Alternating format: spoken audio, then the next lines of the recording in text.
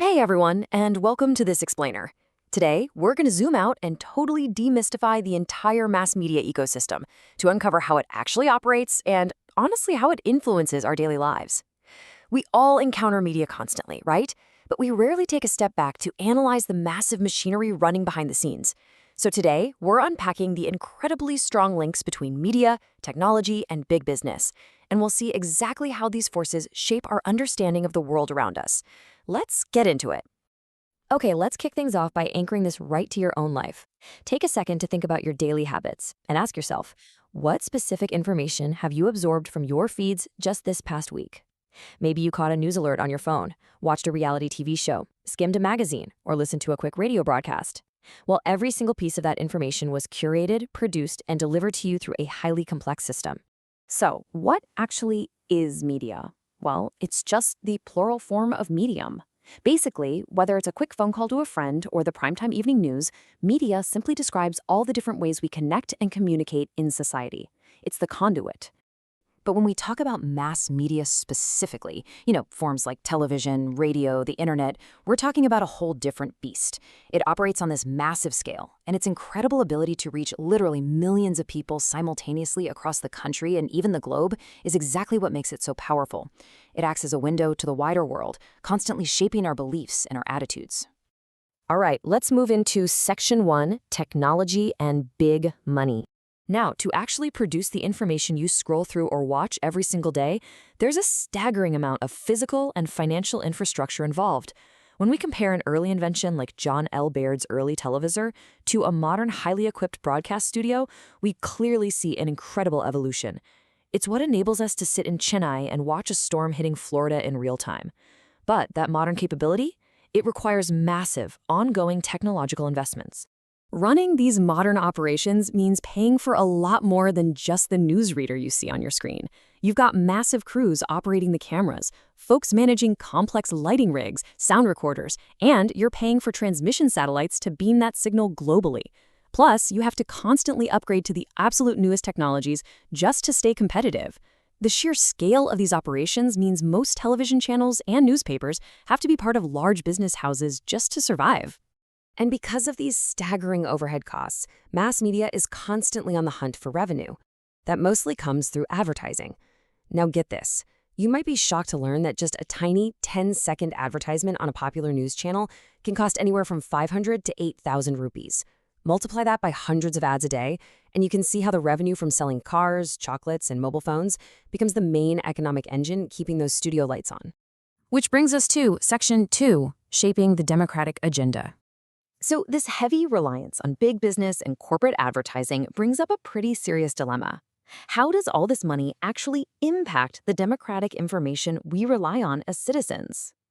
Let's take a look at a case study of a factory protest. If you read the report from the News of India, you'd probably think the protesters are just a massive nuisance disrupting city traffic.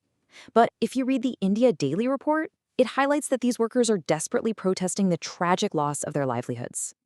Neither report tells the whole story.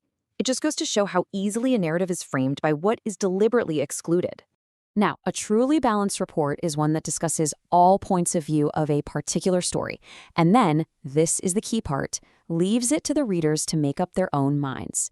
It lays out the complete picture, like both the traffic disruptions and the loss of livelihoods, and respects your intelligence enough to let you decide. But as we've just seen, this ideal standard is incredibly difficult to achieve. Unfortunately, true independence like that is pretty rare. Historically, governments have controlled narratives through overt censorship. That's when the government legally prevents a news item, a movie scene, or even a song from being shared with the public. In Indian history, the most notable and extreme period of this was during the emergency between 1975 and 1977, where the government heavily censored the media's coverage of events. Today, though, even without direct government censorship of the news, achieving a perfectly balanced report remains super complicated. Why? Well, it goes right back to those financial realities we talked about earlier. It is incredibly difficult for a media outlet to publish a critical, balanced report that might negatively impact the very corporations and business houses that are buying those expensive 10-second advertisements. Because of its close, necessary links to business, the media is often no longer considered truly independent. This immense financial pressure leads the media to do something called setting the agenda. Basically, they decide what is and isn't newsworthy. Sometimes this is fantastic, like when the media boldly set the agenda by exposing alarming levels of pesticides in cola drinks, forcing corporate accountability.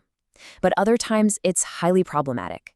For example, there was a time when mainstream media dedicated huge front-page headlines to a glamorous fashion week, while entirely ignoring the demolition of several slums in Mumbai that was happening that exact same week.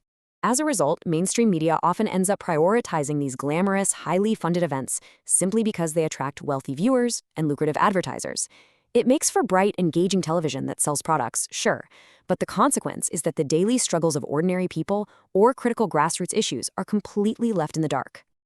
Okay, let's pivot a bit to Section 3, the local media solution.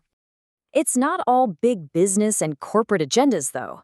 When mainstream media ignores those essential, everyday issues, there is this incredibly empowering shift happening right at the grassroots level. Local groups are stepping forward to start their own community media. Whether it's farmers running community radio stations or locals using cheap video cameras to document their real-life conditions, ordinary citizens are taking the power of media into their own hands. A perfect, totally inspiring example from our source material is Khabar Lahiriya. This is a fortnightly newspaper run by 8 Dalit women in the Chitrakoot district of Uttar Pradesh. It's written entirely in the local Bundeli language, and it courageously reports on the exact issues big media ignores, things like local Dalit issues, cases of violence against women, and political corruption. It reaches farmers, teachers, and women who are newly learning to read, absolutely proving that impactful, critical journalism does not require a massive corporate budget. So, as we wrap up this explainer, here's what I want to leave you with. In a democracy, we really can't just be passive consumers of information. To be an active, critical participant, I challenge you to look at your daily news feed tomorrow. Remember the massive machinery operating behind it, and ask yourself this final provocative question. What information is not being provided here, and whose point of view is being left out and why? Thank you so much for joining me on this explainer. Keep